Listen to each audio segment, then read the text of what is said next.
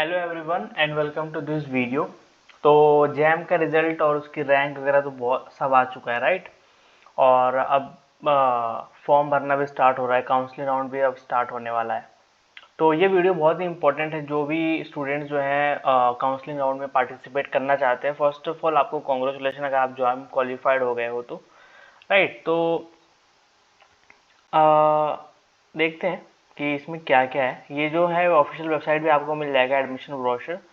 तो let us go and सी कि आपके एलिजिबिलिटी क्राइटेरिया क्या क्या होने वाली है। हम लास्ट में ये भी बात करेंगे कि हम जो हम काउंसलिंग भरेंगे तो हम उसमें आईआईटीज़ के नाम भरने होते हैं कि कौन से को आप पहला प्रेफरेंस देने वाले हो, वो कैसे देना है उस पर भी हम थोड़ी सी बात करेंगे, ठीक है। सो यहाँ पे आप बेसिक एक बार पढ़ लेना क्या क्या लिखा हुआ है कि इससे क्या क्या मिलता है। देखो आईआईटी जेम सिर्फ एमएससी के लिए नहीं होता है, वो MSc, MS research, join MSc PhD, dual degree, MSc MTech dual degree, इतनी सारी चीज़ें होती हैं, ठीक है। तो अच्छे से रिसर्च करने के बाद ही फॉर्म भरना है, ऐसे रैंडमली जाके फॉर्म मत भर देना है एमएससी का। क्या पता आप एलिजिबल हो एमएससी एमटेक डुअल डिग्री के लिए या फिर एमएससी पीएचडी डुअल डिग्री के लिए, आप एलिजिबल हो, आपकी रैंक हो उतनी, है ना। आपने मतलब थोड़ी सी कम नॉलेज हो इस बात की, अगर आपने सिर्फ एमएससी का पढ़ी तो आपका घाटा हो सकता है वहाँ पे। तो लेट अस सी कि क्या है। तो यहाँ पे तो आपको डेट्स स्टार्ट होने वाले हैं 11 अप्रैल से 25 अप्रैल तक। फर्स्ट डिक्लेरेशन लिस्ट आएगा 1 जून को, उसके बाद उसके पेमेंट होगा। फिर सीट बुकिंग के लिए, ताकि हम सीट बुक करके ना उसको फ्रीज कर लेते। फ्रीज क्या होता है अभी मैं आपको बताऊंगा। फिर सेकंड लिस्ट आता है, सेम चीज़ होता है। फिर उसके बाद थर्ड लिस्ट आता है सेम, और उसके बाद अगर कुछ सीटें बची होती है तो फोर्थ लिस्ट आता है, अदरवाइज वो फोर्थ लिस्ट नहीं आता है, ठीक है। तो ये टेंटेटिव डेट्स हैं, ये चेंज हो सकती है। नाउ लेट अस सी कि क्या क्या है। यहाँ पे तो आपको इंट्रोडक्शन मिल जाएगा कि आईआईटी जैम कब शुरू हुआ, कैसे शुरू हुआ एंड ऑल दैट, कौन कौन से सब्जेक्ट होते हैं। एडमिशन प्रोग्राम हमारा मेन है। तो देखो यार, इसमें ना दो चीज़ें होती हैं, eligibility requirement and eligibility minimum education qualification, ये दो अलग अलग चीज़ें हैं, ओके। तो एलिजिबिलिटी रिक्वायरमेंट क्या है कि जो भी बच्चों का कट ऑफ से ज़्यादा आया है वो अप्लाई कर सकते हैं। लेकिन हम रियलिटी जानते हैं कि सिर्फ कट ऑफ से थोड़ा सा ज़्यादा आने से हमें कोई भी आईआईटी नहीं मिलने वाली है। बट रूल तो ये है कि अगर आप क्वालिफाई तो आप अप्लाई कर सकते हो, है ना। नाउ तो ये आपकी एलिजिबिलिटी रिक्वायरमेंट है। बट मिनिमम एजुकेशन क्वालिफिकेशन क्या होता है, ये वेरी करता है, हर आईआईटी से वेरी करता है। कि अगर आप कोई भी आईआईटी में अप्लाई करोगे तो आप अप्लाई करने से पहले आप चेक करो कि उसमें कोर्स कौन सा है और क्या मैं उसके लिए एलिजिबल हूँ कि नहीं। अब ये क्या है, तो इसमें आपकी एक मिनिमम क्वालिफिकेशन पूछेंगे कि आपके 12th में कितने आए थे, आपके 12th में मैथ्स था कि नहीं, आपके बीएससी में क्या क्या था। सारी आईआईटीज नहीं पूछते हैं, बट हाँ कुछ पूछती हैं। तो इसको भी मैं इसके ऊपर मैंने एक वीडियो भी बनाया है, उसका लिंक मैं डिस्क्रिप्शन में दे भी दूंगा। और यहाँ पे भी मैं आपको दिखा देता हूँ। जो सेकंड पीडीएफ आप देख रहे हो ये आपको वेबसाइट पे मिल जाएगा। तो सेकंड पीडीएफ में आप देख सकते हो मिनिमम एजुकेशन क्वालिफिकेशन, ये रहा, ठीक है। तो जैसे कि हम देख सकते हैं, पहले अगर हम देखें एक बार, तो आईआईटी गांधीनगर, कानपुर, दिल्ली, ये सब जो है एमएससी मैथमेटिक्स में जो इतनी सारी जो आईआईटीज हैं, ठीक है। तो आईआईटी गांधीनगर और आईआईटी कानपुर में एमएससी मैथमेटिक्स के लिए कोई भी रिस्ट्रिक्शन नहीं है। कहाँ पे, बैचलर में। तो ये बैचलर का है और ये 12th का है, ठीक है। उसके बाद आईआईटी दिल्ली में no restriction for engineering degree, for BSc BS degree mathematics for at least 2 year और 4 सेमेस्टर। बाकी इन सारे आईआईटीज में क्या है, mathematics for at least 2 year and 4 semester. IIT Palakkad में क्या है, at least 4 mathematics courses in bachelor degree, और 12th में कोई भी रिस्ट्रिक्शन नहीं है। तो ऐसे ही वेरी करता रहेगा। ये एमएससी मैथमेटिक्स के लिए हो गया। अब हम एमएससी मैथमेटिक्स एंड कंप्यूटिंग में चलते हैं, जो कि हैदराबाद ऑफर करता है। तो no restriction for engineering degree, engineering वाले भी अप्लाई कर सकते हैं जिन्होंने बीटेक के बाद जैम दिया है। और जो बीएससी बीएस वाले उनका 2 साल या फिर 4 सेमेस्टर के लिए मैथ्स होना चाहिए, और नो रिस्ट्रिक्शन इन 12th। आगे चलते हैं, MSc MTech dual degree data science and computation science, जो कि आईआईटी जोधपुर में है। तो मैथमेटिक्स होना चाहिए कम से कम 4 सेमेस्टर में, नो रिस्ट्रिक्शन इन 12th, ठीक है। फिर MSc mathematics and computing IIT Bhilai, Guwahati और IIT ISM Dhanbad, same criteria. But ISM Dhanbad का आप देख सकते हो कि 12th में आपको मैथमेटिक्स होना चाहिए, है ना।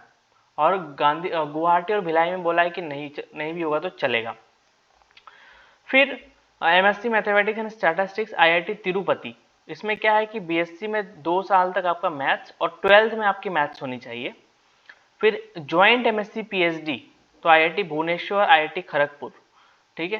तो इसमें क्या है, mathematics statistics as a subject for at least 2 years, और यहाँ पे देखो सब ने तो 2 ईयर या फिर 4 सेमेस्टर बोला था, बट आईआईटी खड़गपुर बोल रहा है कि सब्जेक्ट फॉर 6 सेमेस्टर, 6 सेमेस्टर में आपको मैथमेटिक्स होना चाहिए, तभी आप इस वाले के लिए एलिजिबल हो आईआईटी खड़गपुर में, और 12th में आपका मैथमेटिक्स भी होना चाहिए। तो बहुत ही ध्यान से पढ़ के फॉर्म भरना है, ऐसे रैंडमली फॉर्म मत भर देना। इसमें बहुत सारी चीज़ें हैं, बट अब आप एक बार देख लेना, अब आपको समझ में आ जाएगा। इसका लिंक भी मैं डिस्क्रिप्शन में दे दूंगा। आगे बढ़ते हैं।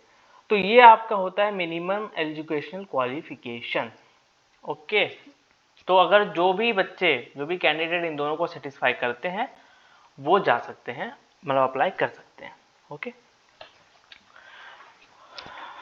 ओके, नाउ यहाँ पे देखो क्या लिखा है, the admitted candidate may also have to undergo the physical fitness test for by medical board consulted by the admitting institute। और ये होता है, मतलब क्या होता है कि जब आपका एडमिशन हो जाता है ना, जब आपका मतलब शॉर्टलिस्ट हो जाते हो आईआईटीज में एडमिशन के लिए, तो वो आपको फॉर्म भेजते हैं, उसमें एक मेडिकल फॉर्म भी होता है जो आपको टेस्ट करा के मतलब वहाँ पे सबमिट करना होता है, बिकॉज आप हॉस्टल में रहोगे तो उनको आपकी हेल्थ के बारे में पहले से नॉलेज होना चाहिए, तो ये आपको बाद में पता चल जाएगा, ठीक है।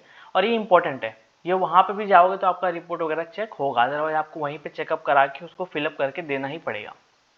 Now the program offered for the admission through IIT JAM at the various IITs are as follows. First जो प्रोग्राम है वो है 2 ईयर एमएससी प्रोग्राम, ठीक है। आप मैथमेटिक्स में फोकस कर रहे हैं तो मैथमेटिक्स में देखो इतनी सारी आईआईटीज हैं, 12 आईआईटीज जो हैं एमएससी मैथमेटिक्स 2 साल का जो प्रोग्राम है वो ऑफर कर रही है।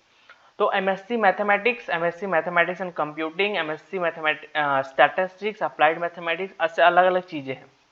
तो अपना इंटरेस्ट देखो, आप इंटरेस्ट कैसे देखना है, तो जिस भी आईआईटीज में अगर आपको जाना है तो उसमें आईआईटीज का वेबसाइट खोलो, डिपार्टमेंट आपको दिखेगा, उसमें मैथमेटिक्स डिपार्टमेंट में जाओ, फिर उसमें देखो कि पोस्ट ग्रेजुएशन में कोर्सेज कौन कौन से हैं, तो आपको पता चलेगा कि आप पढ़ने क्या वाले हो एमएससी में पहले से ही, तो उस हिसाब से आप अपना इंटरेस्ट देख सकते हो कि मेरा है कि नहीं सर, ठीक है।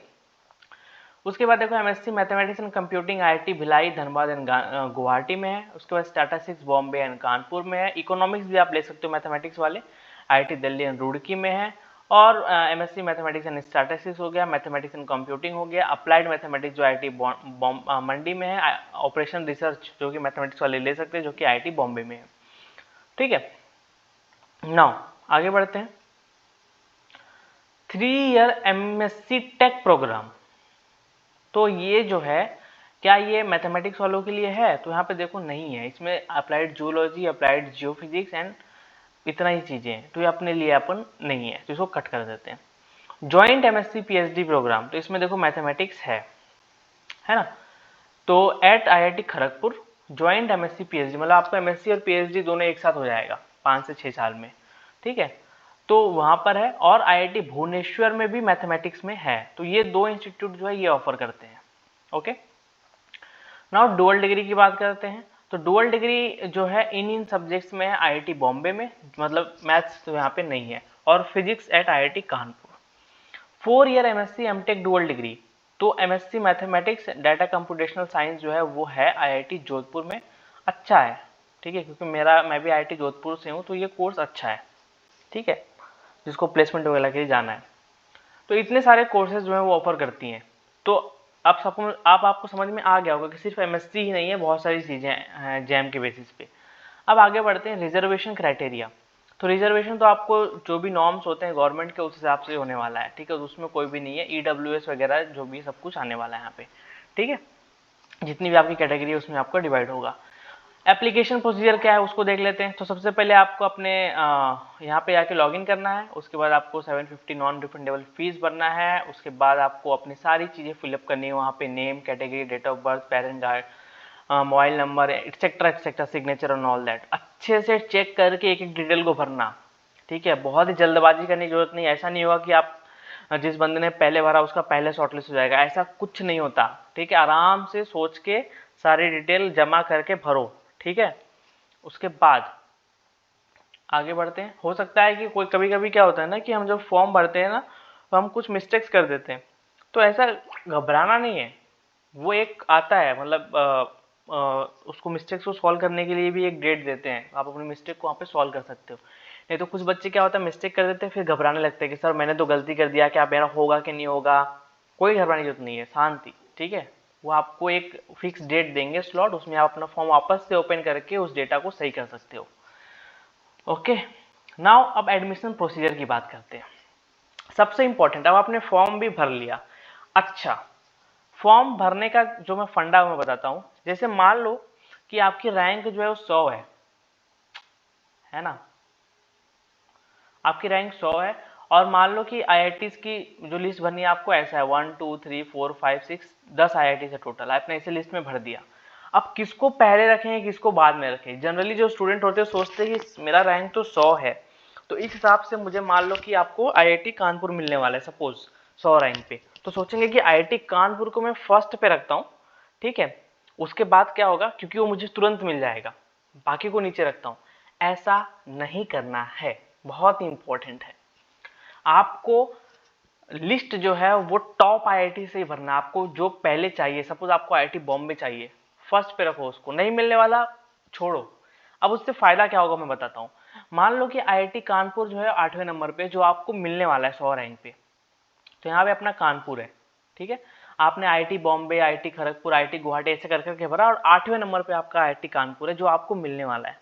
सपोज आपके फर्स्ट लिस्ट में क्या हुआ कि आईआईटी कानपुर मिल गया आपको, तो उससे पता है क्या होगा, उसके नीचे के सारे जो आईआईटी है ना वो आपके अपने आप कैंसिल हो जाएंगे। मतलब अगले राउंड में आप उसमें एलिजिबल नहीं होगे, उसके नीचे वाले आईआईटी में, उसके ऊपर वाले में आप जा सकते हो, नीचे वाले में नहीं जा सकते। तो अगर सपोज आपने आईआईटी कानपुर को पहले भरा होता और आईआईटी बॉम्बे, गुवाहाटी सबको नीचे भरा होता, तो अगर आपका फर्स्ट लिस्ट में ही कानपुर आ गया तो आपके नीचे जितने भी सब कैंसिल हो जाएंगे। मतलब आप अपग्रेड के लिए नहीं जा पाओगे, समझ रहे हो। तो मान लो कि आपका फर्स्ट लिस्ट में कानपुर आ गया, सेकंड लिस्ट में मान लो कि उससे अच्छा वाला आ गया कोई, थर्ड लिस्ट में मान लो उससे भी अच्छा वाला आ गया कोई। बिकॉज बच्चे क्या करते हैं, बच्चे भी छोड़ते रहते हैं ना। मान लो किसका 7वें नंबर पे पहले आ गया तो उसने अगली लिस्ट में छोड़ दिया, तो वो आपको मिल सकता है। तो ऐसे अपग्रेडेशन के लिए जाना है, ठीक है। तो इस चीज को ध्यान में रख के आपको फॉर्म भरना है।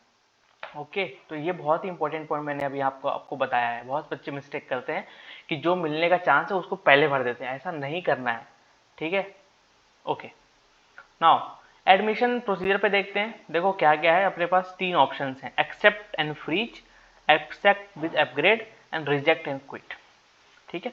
अगर आपको लगे कि अगर मतलब मेरे को इसी में एडमिशन लेना है, तो आप एक्सेप्ट करके उसको फ्रीज कर दो अपना सीट, आपका हो गया काम। अब आप अगले राउंड के लिए एलिजिबल नहीं हो, आपको वो मिल गया।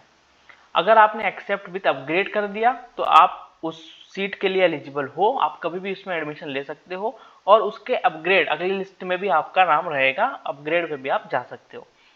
अगर आपको बिल्कुल भी एडमिशन नहीं लेना है तो जस्ट रिजेक्ट एंड क्विट, ठीक है। क्विट करने से पहले आपको वन टाइम पासवर्ड भी आएगा कि क्या भाई आप इतना मेहनत करने के बाद क्विट करना चाहते हो। तो अगर आपने भर दिया तो हाँ आप क्विट हो जाओगे, फिर आप बाहर हो जाओगे उस प्रोसीजर से, ठीक है। फिर आप कोई भी वापस अंदर नहीं ले सकता, ठीक है। तो बहुत ही ध्यान से, ठीक है। ओके, अब उसके बाद क्या है, accept and freeze and accept and upgrade कर दिया तो आपको अपनी सीट को रोक के रखना है, ठीक है। तो रोक के रखने के लिए जनरल कैटेगरी को 10,000 रुपया भरना होता है और बाकी SC ST PW को 5,000।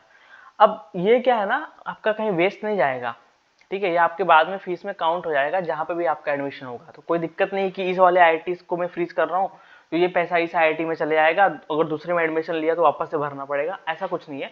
ये खाली सीट को रोकने के लिए भरा गया, ठीक है। आगे बढ़ते हैं। तो देखो यहाँ पे बहुत इंपॉर्टेंट पॉइंट लिखा है, based on order of preference given by the candidate in the admission form and corresponding ranks in the merit list, first admission list will be prepared on और बिफोर 1 जून।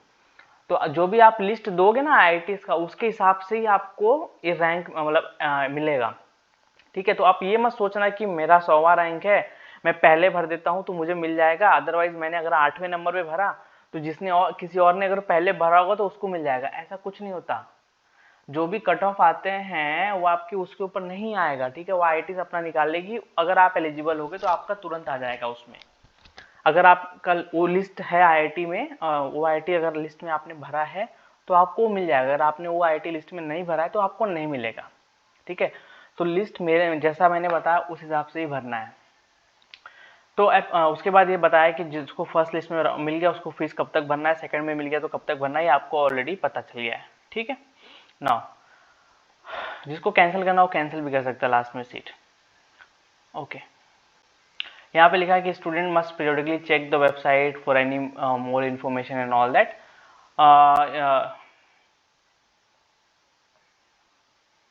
देखो यहाँ पे लिखा है ना, जिसको सीट नहीं मिला या फिर जिसने सीट कैंसिल कर दिया वो वापस एलिजिबल नहीं होगा किसी भी उसमें।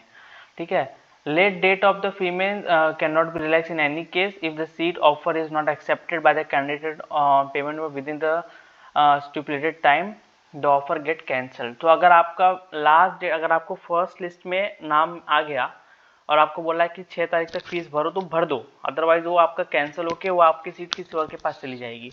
ठीक है ना, बाकी ये सब छोटी छोटी चीज़ें आप पढ़ सकते हो कि ठीक है कि क्या क्या है। रिजल्ट शेयरिंग इंस्टीट्यूट में कौन कौन से इंस्टीट्यूट है ये भी आप भर सकते हो और मतलब देख सकते हो। ठीक है, एनआईटीज भी हैं, एनआईटीज जो है वो दूसरा होती है, उनका COAP होता है। ठीक है, और आईआईटीज का GOP, दोनों